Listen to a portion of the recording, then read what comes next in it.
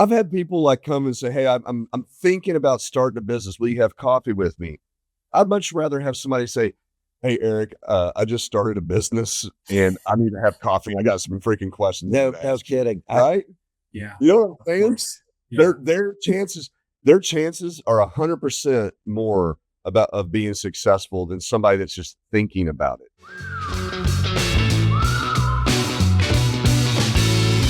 Hey, everybody, we are back. Yes. Another episode of our fantastic, The best show, The Big Talk About small. Business. Hell yeah. Yeah, we are back again. And it's always great when I'm here in the studio with my partner, Eric Howerton. Business partner. Just clarify that. Yeah. Okay. Business partner. Thank you. Yeah. I'm not that insecure about myself. I'm not insecure either. I'm just making sure we have clarity on the show. I do love him like a brother, though. Thanks, man. You too, brother. He's a great guy. We've got a long relationship and business relationship. It's wonderful. Now, I've been on the show here before. We had guests, and I had to be the only one speaking with them. And of course, the show goes great.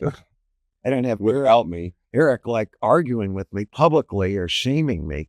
However, it's really a lot more fun when he's here. And I think it's better for our audience. You're talking to everybody like I'm like just a guest. No. I mean, ever since we've started this thing, typical entrepreneurial attitude. You just try to take over everything. You're trying to get me out. You're trying to get my shares. Get you out. Which me out of the business. I want you in the business.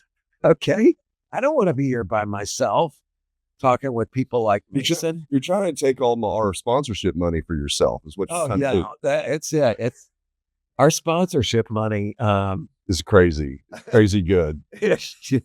It's crazy, all right. I'll agree with that. It's definitely crazy. No, we are still looking for sponsors. Yes, we are. Don't start selling. Should I sell that? No, but anyway, today we've got a guest with us, Mason Edwards. And Mason, we're gonna get into the show and talk a little bit about his company, Edwards Gutter Cleaning. Yeah, which to me, I mean, I just said this to somebody the other day. There's all these businesses out there. Yes. Where people need services. They don't know who to go to. None of them does a good job with branding. No. They're all unresponsive as hell. Yep. Okay. And it's like, it must be like just the most fertile field in the world, just out there plowing, and everybody needs these services. 100%. Like gutter cleaning. I'll bet you 95% of the gutters in this town need to be cleaned. Filthy. Yeah. They're filthy gutters. They're just disgusting. They need to be clean. Filthy. And, I never buy those gutter guards either, by the way. I think that's BS. Okay. Yeah. It's like, let's make it so your gutters don't work like gutters anymore. But they never get clogged up. But we put shit over the top of them and it runs right off the roof. It's a novel idea. Let's rip them all off. Okay. I really hope Mason doesn't sell gutter guards. Thanks. I'm sure it's lucrative as hell. They go around to old people like me. They're like, for only $37 a month for the rest of your life, we can install these new wonderful gutter guards on here. And you'll be like, oh, yes, that's a great idea. Yeah, that's what I want as a second lien on my house because I freaking can't afford to write a check for gutter guards. Hey, I'll tell you what, though, on your point about the fertile land of these small businesses, especially with all the technological advances, everybody's thinking businesses are going to go out. But the reality is that we become more and more spoiled as society, individuals. Boy. We don't know how to fix a dang thing under the sun anymore. I mean, now you can do some things. You got Grateful, you got AI, you can ask questions, minor things, but most people don't have the time, don't have the wherewithal. And so it's so much easier just to pay somebody. Everybody's making a little bit more money. And you said it, we're spoiled. We're spoiled rotten. My last house, I put one of those high-tech toilets in. Oh, yeah. That when you walk up to it, it lifts the lid. Oh, nice. Okay, it like pre-flushes. Your toilet stays clean. You do your business. It washes your butt. It dries you off. Okay. You stand up, you walk away, it flushes and it shuts the lid automatically. That is pathetic. Anyway, so our new house, it's got 3 bathrooms on the main floor, okay? Mm-hmm. 2 half baths and the master bath. I put these toilets in every one of them. But when I ordered them, I didn't realize I didn't get the ones with the seat that lifts up. It does everything else. So I'll be getting up in the middle of the night. I walk over there and I'm like, huh? Yeah, it doesn't lift. And I'm like, I've said it to my wife so many times. Why didn't we get the good toilets? I can't lift the seat up, for God's sakes. What do you think I'm, Do you think I'm a Neanderthal? Yeah. It's just one example of the way we get spoiled, but rotten, absolutely rotten. But yeah, there's a lot of stuff people need. Before we get into Mason, though, which we do actually need to talk with him. Yeah, he's on the show at some point. We got a question from an audience member. Yeah, that I thought we should take on. I work at a small business and I'm having to fight with the boss about knowing how the business finances are. I have a log on to the QuickBooks account and I cannot make heads or tails of what's going on.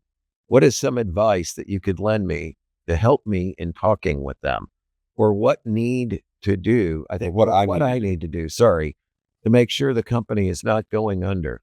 Lastly, thank you both for providing so much knowledge to the small business community. Well, thank you for complimenting. Yeah. Okay. That makes us want to answer your question. Sure. We don't even know who you are, but we like you. Yeah, we like you a lot. You want to take that on, Eric? Yeah, I mean, I would say, first of all, that's a kind of a sticky situation because, number one, the premise might be that maybe the owner doesn't want anybody to question what's going on in the business. Yeah. So you need to start there. Like, I mean, is this somebody that is going to want to even hear feedback? I mean, there's a lot of, and I mean, the reason I say this is because you might be spending time on something that is never going to develop into anything. Yeah. And so you really need to kind of think about that. Now, that's a personality thing. That's has a lot of dynamics in it. But I mean, a lot of times they may not want to have attention to that. And it's just going to lead to nowhere. Yeah. I mean, I think there's a lot of reasons for that. I mean, A, maybe they think they know everything. They don't want any input. Could be. B, they're embarrassed by how much money they're taking out of the company compared to everybody else. Or C, they're embarrassed by how little money they're taking out of the company and they don't want anybody to know. So yeah, those are all. And I'd say even D, factors. like maybe they have a bigger plan and they're just putting money into it. And there's other reasons as to why there's a lot of things, right? Yeah, there's a lot of factors out there. That said, in my opinion, and we've talked a little bit about this before. I mean, I think having really good open book management where you have some gauges on the critical performance metrics, and you don't have to say exactly how much money you personally take out of the business or what people's salaries are, but they should know if the business is performing or not. Right. And what makes it perform so they can act accordingly, I think. Mm-hmm. No, 100%. Because I mean, if they're receptive, if the owner's receptive and they want to make the business work better, then this is actually, I give a lot of kudos to somebody that wants to try to help improve the business. Yeah, no kidding. And so I would probably be welcome that pretty well. Yeah, and explain things to them. If they can't make heads or tails out of it, maybe that's a problem. Yeah. So I think really the appropriate thing is hey, listen, I have a desire to dig into this and I want to help the business. Are are you okay with me doing that? And then if you have that kind of green light, then my next step would be I would spend a lot of time digging into this because you don't want to be flighty about this. Yes. You don't want to spend on a Saturday, a few hours and then you come on Monday, like with all these ideas and stuff. This stuff could be extremely complicated. It's going to take time. Yeah. And you need to learn, like you said. I mean, you probably need to sit down with the owner and ask them a lot of questions. 100%. To understand the stuff. And why things are the way they are. Yeah. No doubt about it. And then once you get through all those talking points and stuff, I mean, I guess here's the thing, like, are you ready to eat what you take a bite out of? You know what I'm saying? Because this is not going to be an easy walk in the park, right? You're not going to have 2 conversations and you figured out a big solution. Now you're a hero. Yeah. No. It's going to be a grueling process. Are you ready to be pulled into that scenario? Because you're never going to be stopped asking questions.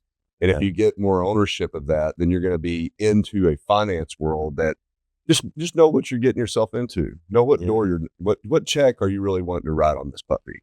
Yeah. What Pandora's box or anything. Exactly. Because it's going to be pretty consuming. Yeah. Mason, you got any perspective on that? No, I think I will definitely agree with a lot of what you said. I think it all comes down to also what their role within the company is or the business is. They said that they had access to QuickBooks, so that probably makes it seem like they have some type of like financial role within the company. And then I think like the advice that I would have is like knowing, you had mentioned to set like gauges and like really knowing and hoping that they know where each category of spend needs to be within the business, so they can tell easily where they might be going over or things like that. So like all of our guys know what our labor rate needs to be at. They know where our marketing is. They don't necessarily know like the overhead and other things, but like just those two things, labor and marketing, that's 50% of all of our, that's 50% of our cost right there. And just if one of those is over by any amount, then it's a pretty quick indication where we could be losing money quickly. So I would just say, breaking it down into categories so you can easily tell where you're over or where you're under. Yeah, that's great. Hey, so Mason, tell us a little bit about this business of yours. Now, I know you started it in 2021. You're a young guy. Were you like right out of school then or in school, or tell us about it? I started it when I was when I was in college. I went to the University of Kansas. And when I was in school, I had been working a job as a dispatcher for a transportation company up in Kansas City. And I enjoyed it, but it was really hard with like school schedule changing so often. So I kind of needed to find something that would work around my school schedule more, but I could also pay my way through college. So I started doing gutter cleaning on the side and did not have any idea of kind of what kind of market we had out here or just what it could turn into. I just needed enough money to pay the bills and realized like how easy it was to find work for a like a blue collar business without having to do. I didn't necessarily have to do a ton of marketing or a ton of that. It was just there was so much work there, and it was like almost overwhelming. And then kind of along the years, when I graduated, I had no desire to keep it going. I had actually accepted a job offer and was like a month away from starting the job after I graduated, when it was just like, it kind of was like it kind of just kept hitting me like, man, like there's so much work out here for this. Why would I stop doing this? If it's working so well, I'm not even really trying. Like, I'm not even putting a ton of effort into the business side of this. I'm just showing up and doing good work, and that's it. And then not trying to market it, not trying to do it, but I'm staying so busy. So then I got a big contract about a few weeks before the job was supposed to start. And so I just called and said, hey, I'm just going to see what I can do with this. And that was back in 2023. So really been about 3 years full go on trying to grow it. What job did you sacrifice? I mean, like what kind of job was it? Was it, I mean, like a career job? I mean, was it pretty well paid and stable? Yeah. It would have been it was a medical sales job. So it would have just been selling like medical technology, our software. So that can be very lucrative. So do you have a business degree? Is that it? I do. Yes. Okay. And so I'm just curious. I also teach in the college business here. Everybody knows you're big business. You're so damn smart. Yeah. Go ahead. I'm sorry. Oh man, come on. I'm just kidding.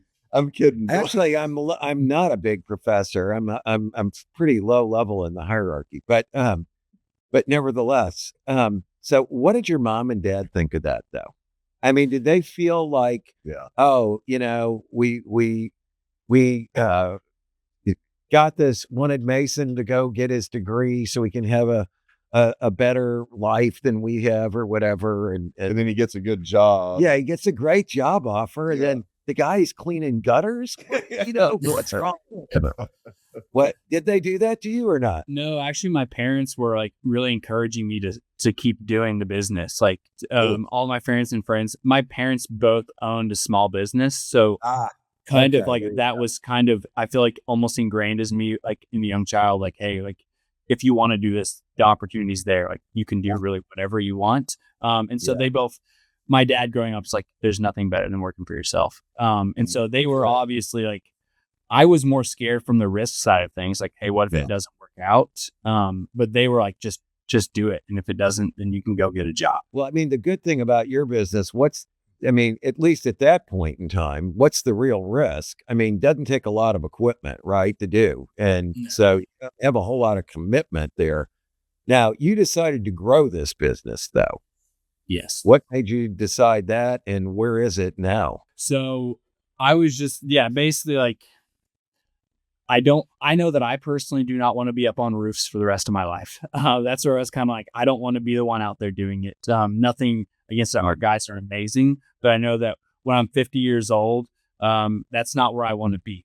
So I knew that I had to figure out a way to scale it and to grow it in a way that's profitable, but also can pay well and to do all of those things. And that's what I've kind of been working on. Right now we have 8 technicians. Most of them are full-time. We have a full-time sales guy and a full-time office staff, office admin. So right now we're keeping a lot of guys busy. And then, like one of the things that really pride myself in is just being able to offer a place where the guys that work with me can make really good money, provide for their families, because some of them have kids, some of them have families. One of them just bought a house. And so like being able to do that, being able to provide them benefits, but also run a profitable business that's continuing to grow. And we are continuing to grow. We've grown for the last 3 years. We've grown by anywhere between 50 and 100% year over year. Wow. Good. Hey, Mason, how old are you? If you don't mind me asking. 27. 27. So you started this when you're 23-ish, I guess, somewhere around there. Yeah, something like that. So, but you said something that's interesting. You're 23, 24, and you're like, I don't want to be on top of roofs for the rest of my life. But yet you're at the prime age to be on top of roofs for a while, right? True. And so, I mean, are you off the roofs now? I mean, completely, and have been for a while, or what? Yeah, I haven't. I didn't do a ton last year, but I haven't done I haven't been on one this year. Cool. To maybe to do some training with some guys, but I've been the terminology people use would be out of the truck. I've been out of the truck all this year. So your technicians that are in the truck, right? I mean, what's that demographic type of I mean, like what are they? Are they young as well, or I mean, are they older also? I mean, what's going on there? They're all college age or between 20 and 30. Some of them are in school. Some of them school didn't work out for. Couple, and so they're all in the 20s. And just love to work hard. And make good money. Yeah, I mean, because it's not easy work, right? No. I mean, it's hot. It's kind of filthy, little scary, little sketchy. I'm sure, man. Yeah. I remember, man, it was funny. I was thinking about this the other day. I had my old house down in Fayetteville, the one you went to a long time ago. I was getting up there to. Are we talking the big house? No. Okay, the real house that you kept. Yeah. Right. And it's not that big, Mason, right? And I get up, I had fixed my, like some of the stucco on my chimney is kind of cracking off, and I get my ladder out there and I start climbing up that roof, and I'll never forget. I got to the top of that ladder and I just froze. I don't like heights either. Yeah, I was like, okay, this is cool. Some people aren't bothered. No, I know. And some of us are. So much respect for that. Yeah. It's like, it's great for them. But anyway, like I've never froze like that. And I stayed there for 10 minutes trying to power through, and I just never did. I just ended up going down and called somebody. So, yeah, I mean, I got a lot of respect for folks that get out there and make that happen. And so right now, I mean, what do you think? So, you got yourself out of the truck, and I mean, are you like really when did you start focusing on marketing, or all the above, and trying to do the operations, make things more efficient, lower costs? What was do sales? What was your first step? Like when you decided that?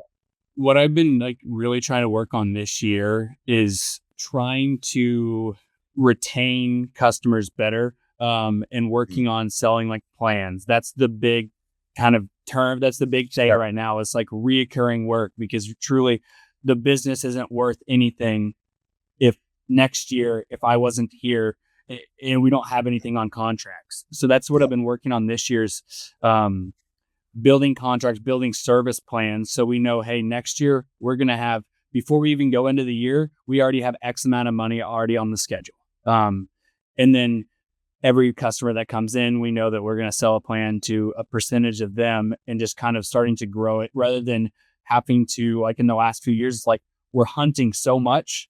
You know, if we're only retaining 40% of those customers more than once a year, then what's the point? So that's what I've been working on a lot this year. Can we stay on that topic for a minute? Because that's a lot easier said than done. I hear people talk about, and our model is recurring revenue. Yeah, everybody wants recurring revenue valued more highly. 100%. But I think that people undersell the difficulty and the amount of time and energy that it takes to build that plan out. And so, Mason, like when you say you're focused on that, like, this isn't something you do over the weekend and throw out a subscription plan and then everything's buttoned up and things are hunky-dory, right? It is a very intense process, and one you can't really let go. And there's the pricing strategy on it it can be really complex. The forecasting, the business modeling, like, you know, all those things. And then you got a lot of tools in the retention side, you know, like, I mean, give the listeners an idea about how much time you've devoted into this subscription model. I mean, this has been really what I've been working on. I've joined, I've went to, like flown out and spent time out of state with like other business owners that are trying to do the same thing. I had an hour from 10 to 11. I was on a call before we hopped on this with some other business owners across the country trying to do the same thing, for the same businesses. It's been what I've been working on every week. I mean, since January. That's going into the year. Like, this is our main plan. We want to have X amount of people signed up for these plans, and we did really good at that. And so now we're trying to take the plans to a whole nother level and offer a more inclusive, full home maintenance program. So that's kind of where we're taking it next.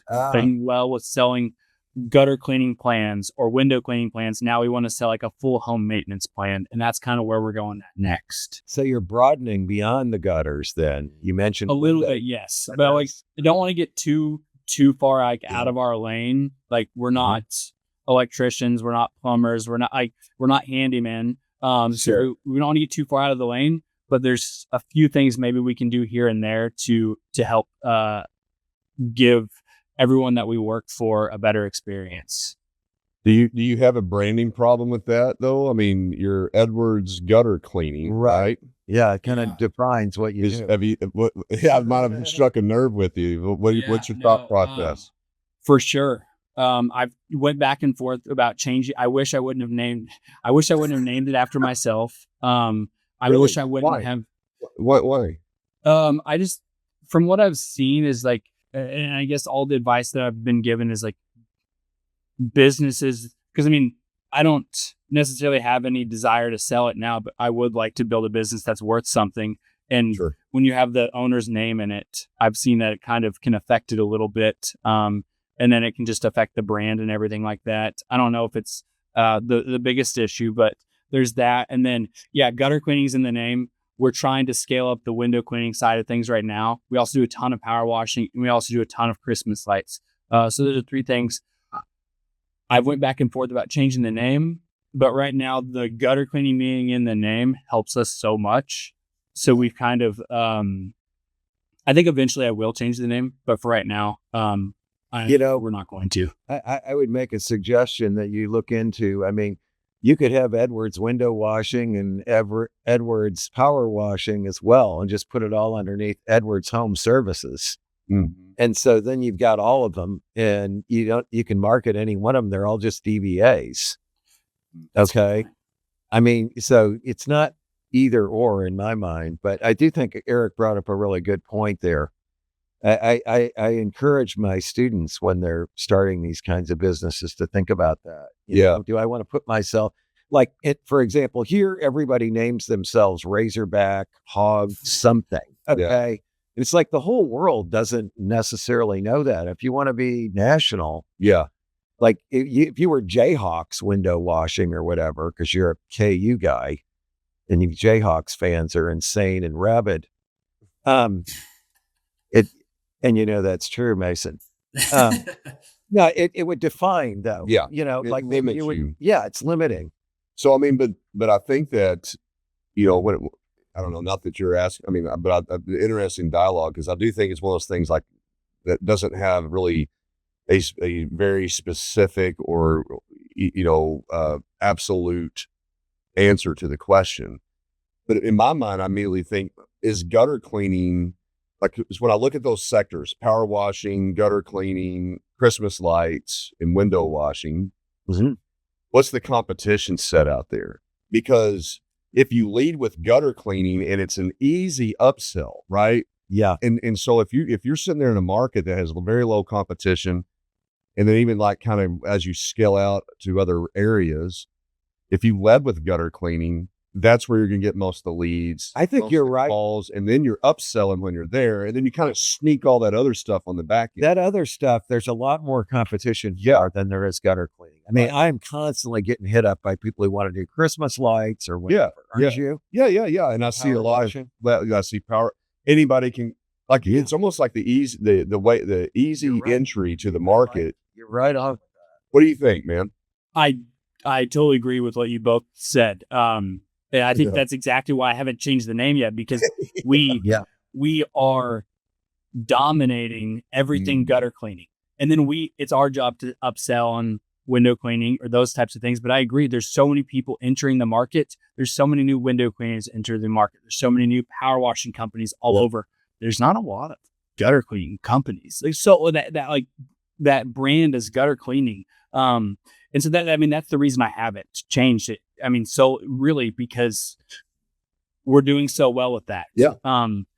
Until we can be known enough that like, oh, these guys handle everything and we are really known across the KC area, I probably won't even consider changing the name. Or even doing what Mark said about like, hey, let's build another thing, a DBA that's window cleaning, power wash, that kind of thing. Yeah, because I mean, maybe you might have something going on there, because like the power washing, the window cleaning, and the Christmas lights to me are like things that I don't really think about. They're just kind of like, oh yeah, you can wash my windows while you're here. I mean, that makes economical sense to me. And so like all your marketing behind the gutter is kind of like those follow-up questions, and you can have little flyers that everybody has with them, and you put it on your trucks and vehicles that you also do that. It's kind of like it's an also thing, but you're bolstering your subscription plan because they add to it. It's encouraging your monthly recurring revenue. You fend your competitors off, because I'd imagine the gutter cleaning is probably, it's not the most sexy, exciting thing. No, so a lot of people don't even think about getting into it. It's hard to find somebody to do it. Yeah, no, it really. I mean, normally, like the only way we can get it done is have our gutter installers that we work with a lot coming out of the general contracting side. Yeah, and they would probably just do it for us because they know they get all our gutter installation jobs. Right. Really, what they want to do. You know what I mean? Yeah. But yeah, you're right about that. I mean, but one thing though, you don't think of window washing. Yes, I do. I mean, I look out my windows and I look like crap. I do, though. I mean, I'm different than a lot of people. In that new house of yours with the view and all the windows you got, dude, you're going to be washing those windows. My wife notices it, and then she just takes care of it. I mean, you're going to want to have clean windows out there. You're on top of the world. Yeah, and you get dirty. Yeah, a lot of dust coming in. Yeah, I probably would be cleaning windows. Yeah, well, I don't know. That you'll want somebody else to do it. You're not going to get on ladders to get those big ass windows. Think I'll freeze.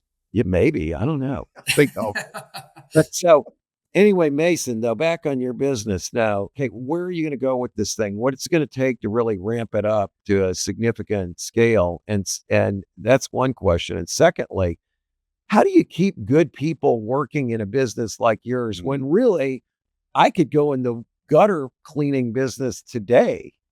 I got some big ladders over at my house. I got a pickup truck. I strap them on there and I print up on my home printer some flyers, and dude, I'm in business. It takes nothing. Yeah. How do you keep people there when it takes the barrier to entry is so low? So your first question, like end goal, how do we scale this up? I think it's just kind of what we talked about, where it's just plans. The more plans that we have, the more annual recurring revenue that we have. It's just more predictable. And if we continue to grow exponentially at that, and we know that, hey, every lead we come in, a certain percent of those we're going to convert to plans, and every plan year over year, our churn rate is going to be less than the new conversion rate, then we know that we're going to continue to go up fast. And then how do we keep?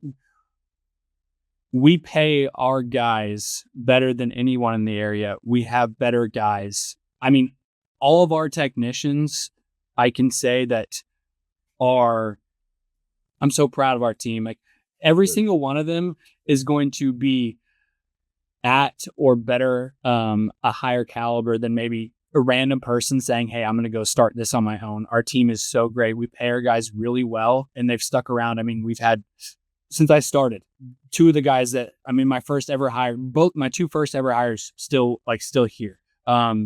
They stick around long, and we were able to pay them well. And I mean, our team is just amazing. I would say that's what it is. Our team's just amazing. And I don't think that anyone in our area can compete, can compete with our team because they're so great. I guess one of the keys in a business like that is just keeping those people busy all the time. Yeah. They don't all know how to market or sell. Sure. But they do know if they got work to do every single day, they can get paid for it. And that's probably at the core of it. Yeah. And two, I mean, like with any home service, I mean, the professionalism that when people come out to work on the property is a big deal. It is. Like in addition to paying them well, I mean, they're probably behaving well is a big deal. You're right about that. And representing well the brand. Do you put them in? Do they have like consistent branded uniforms and stuff like that? Yeah, they're in uniforms. They're in wrapped vehicles. The processes are dialed in. Working visibility, baby. Yeah, those vehicles are amazing. I mean, it just from everywhere, from the start, from the time we arrive at a job to the time we leave, if the customer, just the little things, if the customer's not home, people always wonder, like, hey, how do I know that you guys actually did a good job up on the roof? Our guys are going to take photos of every gutter, and they're going to take a video up there too. So you have a face for the brand, and they're going to say, hey, Mrs. Smith, thank you so much for letting me clean out your gutters today. These are a couple of things that you need to notice. And we send them to every single cut. People love that because most of the time people aren't home. We're just little things like that. Well, or even if you are home, you don't know that they did a good job. Sure. I can't see in all my gutters in my house. They could have done a half-assed job and charged me for it. Yeah. Sure. I'd have no way of knowing. I'll never know. Yeah. So I think that's great. That is a really smart thing to do. I love that. You know, there are other companies out there, and we've talked about them before, but like Pink's Window Washing. I mean, they're doing the same thing in a way. They've got branded vehicles. They put people in uniforms. They got great scheduling process. The people are cool that work there. The people, they send out young, smart people. Like I've had college students some of them were Walton college students come to my house. Mm-hmm.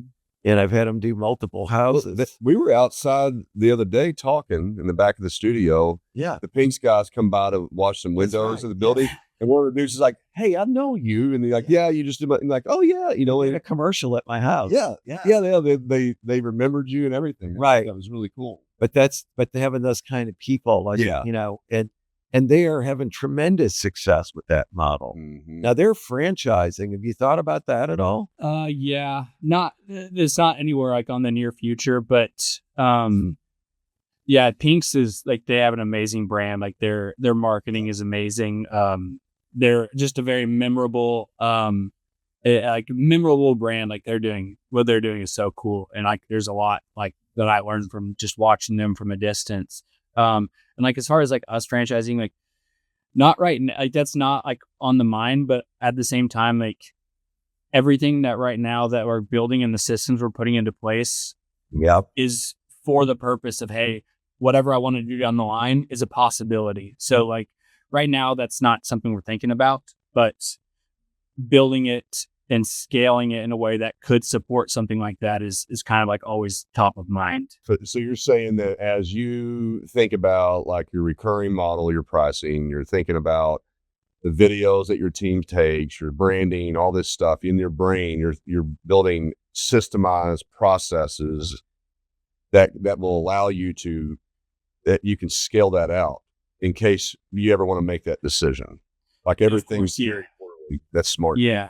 And then That's like on the smart. back end, all the technology that we use or our quoting processes or everything is just built in a way that we can just should be able to just place it wherever we want. You know, folks don't like, man, that to me is one of the most brutal things about building a business in today's time is what softwares to use. Oh yeah, it's so many What- options. yeah, And and how do you integrate all Yes, these things? how do they work together? Yes. Do they work together? Yeah. Does the data stay clean? Is it accurate? yeah, You know, and then you start implementing AI against it, you know, making things more efficient. You know, I mean, like how do you go about that, Mason? Like, I mean, like how does your brain How do you work? find those? How Yeah. do you find them and how much time are you spending doing this stuff? I would say that like this year, like half my between the recurring stuff and then half of it's been on. We've switched over. Anytime you switch systems, it's the biggest like pain on the planet. We switched yeah. systems this year. We switched our phone systems once already this year. We're about to switch them again in the next couple of weeks. It's the worst thing ever. But I think that it's so hard because there's not a single phone system that's so I was talking to somebody else about yesterday. There's not a great phone system that is amazing at texting and calling and integrates. There's one that's really good at texting, but it doesn't integrate well. There's one that's really good at calling, but it does integrate a little better, but they don't do both. So right now we're trying to build like our own, like on the back end that we can do them both together. But it's been really difficult. I caution you on that one. I'm a big believer in buying products that solve my problem instead of trying to create my own software solution. I mean, I'm just saying I've had bad experience with it. 68 years old. I mean, remember when we were doing our online training initiative? It's also bad. It's also bad, but I'm with you though too, Mason. Like you Sometimes tried you got all to. the off-shelf products, right? You've done it. You've done it both ways. Sometimes you have to get down to that custom development, but man, it's also still a danger zone. Right? Oh, it is. Like, Yeah. And maybe I said it wrong. We're not creating something new, but we're pulling a couple different products and intertwining them together to make them work better together. Yeah. And that's, you know, man, and on that speak, like even like the API connections, that whole middleware type of, you know, stitching these systems together is a brutal beast of itself, right? Because you can have bugs and things break on that. Like it's just, the problem is just absolutely, it is a huge problem. And I think that it's so incredibly important for any aspiring entrepreneur to understand when they get into this stuff, like there is not a simple solution to Mason's point. Because you get something, you're like, man, it's working. One can of software that you buy and it's all done. Yeah, it doesn't exist. Yeah. It does not exist. And so like, I think the thing is like, beware if you're trying to start a business like Mason's or any business, there needs to be somebody and Mason's taking this role as the person that's kind of like watching over these systems to try to support their people that are out in the field. Like that is is 5 jobs. No, it really is. Capacity standpoint. And then making sure financing rolls into it. You can read the books, you know how you're doing. I mean, man, it's brutal, I mean, well, in his case, I mean, scheduling and estimating are two really big deals. I want to ask you about estimating, by the way, because I don't know what you charge, but let's just say it cost me $350 or $400 to get my gutters cleaned. Okay. And, you know, I'm just throwing that number out there, maybe more, maybe less. I don't know. But it's really hard to have a business where you have to go out to somebody's house physically and go, it'll cost you $350 or $400. I mean, think about your marketing time and what you're going to make on that job. It's like, I mean, are you using like Google Earth or whatever to just like look property tax records or something other way that you don't have to go to the customer's house? We have 2 different things we can use. Our office will just basically, Google Earth it. We're going to pull the house size off Zillow, Redfin, or whatever, plug it in. Yeah. She'll plug the square footage in, answer 3 questions, size of the house, like 2 stories, 3 stories, steep roof, yes, no, this, and this, and then it spits out a number for her. Okay. So we don't need to go out there in person. I agree. For a ticket that's $300, if we spend an hour out there estimating and talking to you, there's a lot of the margins are like now very razor thin. And most of the time, people that are calling for gutter cleaning because it is low ticket, people are just wanting an answer now. The faster we can get a price to them, the sooner they're going to say yes. So we quote everything over the phone. Majority of everything over the phone. Have you experienced a lot of like bad quoting and you get out to the job and it's like twice, 3 times as long? And then if you do that, what do? Do you eat it? Or, I mean, like what's the policy? Yeah, we just eat it. It happens sometimes. I mean, truly, the only way to really know is if we got up on the roof and saw like, how bad are these gutters actually? Because some people, it's like, hey, they say they get it done regularly, but that to them means every 4 years. And so there's like a farm growing in each there's one, stuff right? growing out. Yeah, right. And the other thing, like our commission structure, we pay all of our guys a performance pay. So they're getting a percentage of each job. So we're not losing money on the job.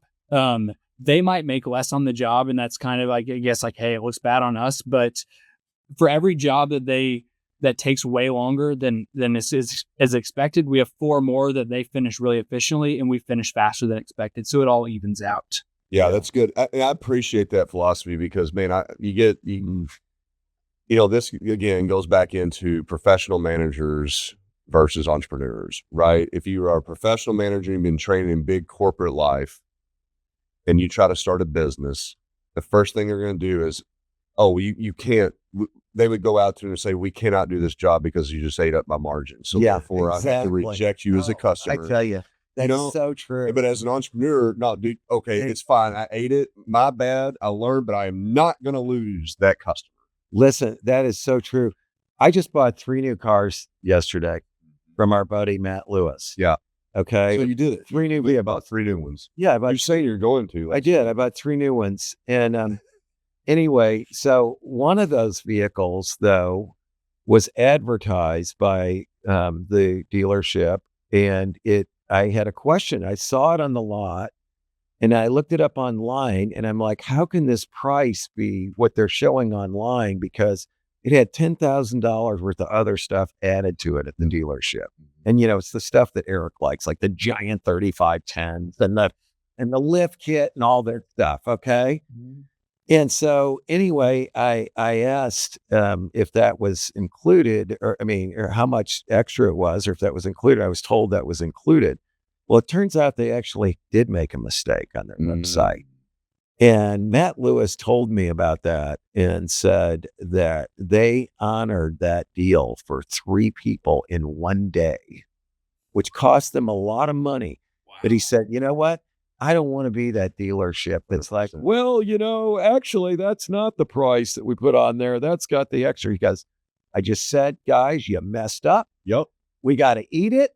Okay. And go on from there. That's all right. It's like, I think that's so smart. It is 100%. Then you don't alienate any of your customers. All those customers are like, wow, this is great. I love these people. I'll come back and buy 10 cars from them over my life. Okay. It's like, you can't, that reductionistic thinking. Yeah.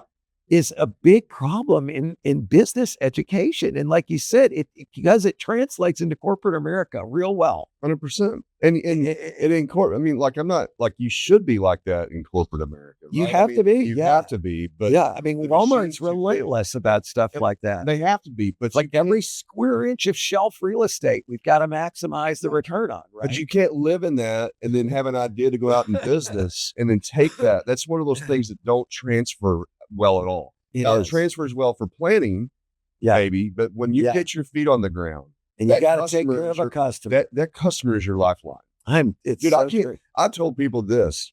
I have lost probably 10 times the amount of money that I've ever made in business. Mm-hmm. Guarantee it by little mistakes, bad, misquoting. Yeah. Not underestimating. Yeah. Underestimating team failure. Right. My failure. Sure. Right. And I've just eaten it. And the amount of rework that I've done, especially in our industry where it's all like marketing related, kind of service based type stuff, I have eaten so much. And I have had so much make good projects that and you know what? All my time. the benefit is you got a great reputation. 100%. People love working with you, clients and employees both. Yeah. And so that's the thing. It's like the other day we ordered a bunch of food like a week or 10 days ago from Panera Bread. Okay. And so they deliver all the stuff and one of the soups is missing. And so I call the store, and this is an example of how not to do it. Okay. Panera Bread does their own delivery, by the way. So it's not, you can't blame it on DoorDash or whatever. So I get this woman, I tell her everything. She's like, well, I have to discuss this with a manager and somebody will call you back. Okay. Instead of saying, hey, we'll stick another soup out there to you right away, or here's a code for $20 off next time. We're really sorry. None of that. I'll have to talk to a manager and him call. Manager doesn't freaking call me. All right. So then I get and send an email out, I put a review out, and I thought this was a bad way to handle it. Then the manager sends me an email and says, hey, next time we'll give you this or that.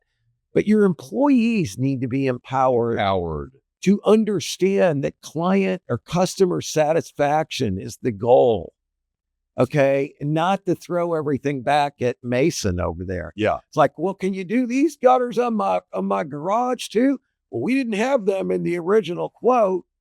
Okay. Let me call Mason. Yeah. Let me call Mason and we'll see about that. Yeah. Ready to level up your show? At podcastvideos.com, we offer industry-leading recording and expert marketing to help your show reach more listeners. From creation to distribution, we've got you covered. Visit podcastvideos.com and elevate your podcast today. What do you think, Mason? Are we right as hell? Yeah, that's right. I mean, yeah, it's like, hey, we can figure out some of these questions. You don't need to call me for. Like, just ask yourself what you think you should do and do it. Yeah. Yeah. But I think a lot of people in companies are scared to do that. I guess the owners are such control freaks, or the managers they work for, or they just don't understand the overall context of things. I mean, I think it's, it starts with leadership, like with Mason, right? Like his perspective is, if he demonstrates that, right? And people learn and see that, and they might ask a question and it's, well, what do they want? Do it, get it done, make the customer happy. Yeah. Always repeating that value across the organization is the biggest deal. What do you think, Mason? No, I would totally agree. Our guys, I mean, that's one of the things that really, our guys are really good at. They can make decisions on their own. They don't need to call me. They don't need to call the office for little things like that. They're empowered to and are capable of making those calls by themselves. And then moving on from there. There's a lot of things they don't need to call for permission on. So Mason, I got a good question for you. How much capital did you raise? And did you go to a bunch of VC firms and do a bunch of pitch decks and made sure you raised $5 billion so that you had a really secure business? And sell 95% of your business, by the way. Well, or maybe you only sold 20%, but there's like 1,000 clawback legal terms in there. And, you got people telling you what to do on that basis. Or are you just an entrepreneur? What's your story? I had to raise a little less than that. No, I didn't. No, I mean, that's a good thing with so many of these, like starting like some of these blue collar and trade jobs. No, you don't have to raise. You can start from nothing, like a couple bucks and go to Lowe's. Bootstrap it, baby. Yeah. Love it. So let me ask you this. So it sounds to me, Mason, like you took the greatest form of capital on planet Earth, which is customer payments. There's an apple out there. Customer payments in my own time, my own time and sweat. People need to realize that. I get so flippin' pissed off nowadays, Mark and Mason, when we have fantasized entrepreneurship to the point to where nobody understands. You do what Mason does. Mason's got a growing business that has great opportunity. He's learning. He's fixing all the small little hole problems that no one else understands. He's going to market. He's considering his brain. He's adapting, evolving, using tech, empowering his people, paying people well, has a purpose-driven mindset about this. And you started with your time, and you went out there and you talked to people and you got a check and you rendered service first, got the check. And you just keep stacking and stacking. And now you are a true business person. Yeah. not some freaking professional Shark Tank freaking pitch decker that's putting your life on the line and making everyone else rich. Yeah. Yeah. Shark Tank is giving people such an unrealistic idea about how things really work. Yeah, and then in our local communities doing it. I'm sure in Kansas City there's all kinds of pitch deck competitions that everybody goes to, and you're telling all these young folks like you got to come and man, you had a really great presentation, but you really need to go back and work on your numbers, and I might invest in you. Oh, and by the way, I'm going to give you $25,000, and I want 60% of the company. And if you're not successful at that, you're not a good entrepreneur. An entrepreneur fails because all he's doing or she's doing is running back and forth to the investors, trying to make them happy. Yeah. And I'm sitting behind a room and I got $2 million sitting over here in my mutual funds that I'm ready to disperse out to help the land. And then I get invited to go speaking engagements. And then the councils and the chambers are hyping me up, and I'm getting to speak and talk about how to do business. You're a big part of the entrepreneurial ecosystem now. Love that term. Yeah. Yeah. Well, it's like, it's so true. I mean, I talk with contractors all the time. I got a lot of friends. I was a general contractor, that. Okay. And anyway, so a lot of the subs I deal with these days are Mexican people. And I love, I some of my subs I've had really long-standing relationships with. I went this last weekend to a quinceanera for my concrete subs 15-year-old daughter, and they're huge parties. I mean, he spent $40,000 on this party. Are you okay? No, but I was talking with some of the other guys. Don't let my daughters know about that. Yeah, I know. I neither. I mean, my kids don't get that for their weddings. I tell them I'm giving you $7,500. You can go to the courthouse. You can use it for a wedding. Whatever. I don't care. But that's all $7,500. $7,500. That's the number.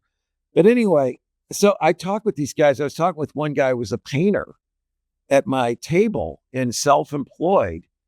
And they just don't understand things like cash flow and how to finance stuff. I told him, I go, look, dude, just get half the money up front for everything you do. Yeah. When you go out there, if it's $2,000, tell them I need $1,000 to go buy the stuff. That's what my painter does to me. Yeah. But you just have to go buy the materials. Yeah, no, he's going to be, he didn't spend $1,000 on materials. I know that. If he's doing a $2,000 job for me, he probably spent $400 on materials. But he's ahead of the game now. It allows him to build his business without all the financing and debt and everything else. And just ask. Yeah. I mean, just think about it. What's your program? I mean, people, if they think about how to improve their cash flow, I mean, a lot of these small general contractors, they send bills out once a month. I'm like, you guys are crazy. I told all my clients I'm billing you every week. And if I don't get paid the day I give you the bill, we're not showing up the next day. Mm-hmm. I mean, how hard is that? I never had a problem collecting my money. Yeah. My concrete guy told me how he got stiffed by 2 builders recently doing foundations he did not get paid for. When he called his lawyer, he said, what's going to cost you more to pay me than I'll get for you to get the money from these guys? That's right. And it's terrible. He should have at least gotten half his money up front. 100%. So, yeah, there's a lot of things people can do. And I love the bootstrapping you've done, Mason. This is what we're trying to promote on this show. Mason, with a little bit of time we have left, what's your advice to like, say there's a 23-year-old out there, right? They just graduated college. They're looking at doing exactly in your scenario. You look back to what your decisions that you made. Are you happy about your decisions? Were you nervous about making them? Would you change anything? And then what encouragement would you have to go to the direction that you made? I think that like the biggest thing that I would tell anyone is just, I'm definitely partial to like the blue collar space, for sure. But I would just say the biggest advice is just do something, just do it. I think that I really do believe that so many people could be successful doing any of this stuff if they just did it and just went out and did it and then got better. And then with all the all the material and just everything with AI and YouTube and everything. You can learn anything you want, and just do something. That's that's the biggest advice I could say. Is just I think anyone can do it. It just takes you doing something. Let me ask you a follow-up question on that. Were you taught in high school and college on how to run a business, or have you learned by just doing it? I learned by just doing it. Yeah, for sure. That's the thing. It's an iterative process. That's the problem with business planning. I mean, I think it's fine to do a business plan, but once you get out there and you start doing stuff, it's gonna change, dude. You have to. You got to. And I think to Mason's point, like people look at like there's like I mean, I would say if I looked at you, right? Planning. If I'm young, I'm looking at Mark's a successful business person. Mason's a successful business person. What book did they read? Oh, I get asked that all the time. Yeah. How do they forecast model their business plan and become successful? Because that's what my professors and my teachers and all the investors and the startup cohorts are telling me I should do. When the reality is Mason's point is exactly right. You have to take the step. Get in there. You get in there, get nasty. Yeah. And just realize like nobody has it figured out. You and I are old as hell, Mark. Yeah. We've been doing business a long time. I'm learning every day. Exactly. My back's against the wall still. I don't know if I'm right. I could be Amen. completely wrong. I have a reputation to uphold, and I think I'm failing all the time. Get over your skis a little bit. I know what you're saying. No, I feel the same way. But the thing is, we're in the game. In the game, baby. You got to be in the game. You got to be doing and learning. And I think Mason brings up such a good point because so many young people are part of that coffee house entrepreneur group.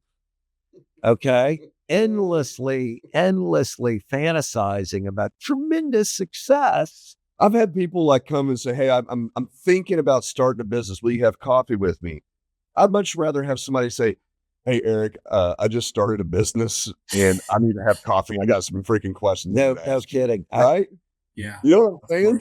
Yeah. Their chances are 100% more of being successful than somebody that's just thinking about it. Yeah, they really are. You got to step out there, man. And you could fail. You got to step out on some roofs. Right? If you're going to be doing gutter cleaning, you better be willing to step out. That's great advice, Mason. Good job to you, man, on making this step. Great encouragement to folks.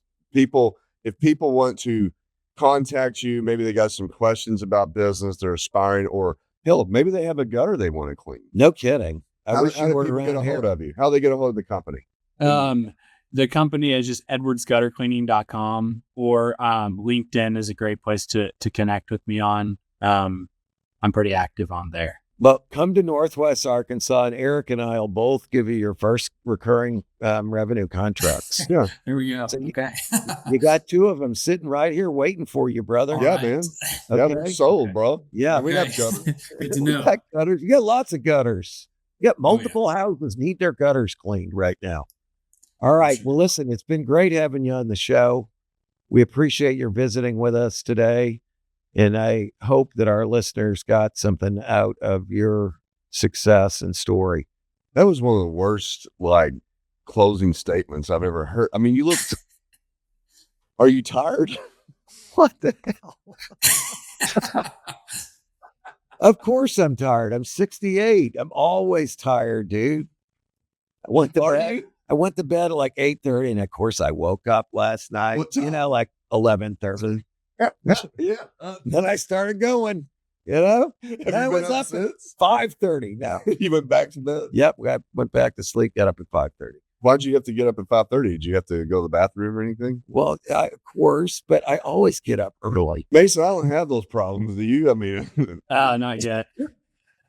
Right. Thank God one of my friends is a urologist. He's been on the show. He's cool as hell. Normal Kalani. Yeah, he was awesome, man. We need to have him back great. on. We need Normal back. We do. All right. Well, hey, this has been another episode of Big Talk about Small Business. Mason, thanks, man. Great story. Congrats to you. Holler if you need anything. Yeah. We're happy to help out any way we can. Thanks for having me. Thanks, Thanks, buddy. Mason. Good luck to you. All right. Yes, sir. Bye.